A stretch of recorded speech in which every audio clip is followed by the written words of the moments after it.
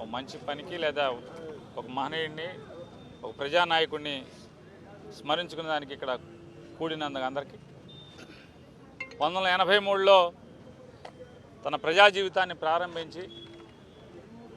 5 సార్లు అంటే 25 సంవత్సరాలు సుదీర్ఘకాలం జనం మధ్య జీవించినటువంటి నెహ్రూ గారిని ఒకసారి మనం మననం చేసుకుంటే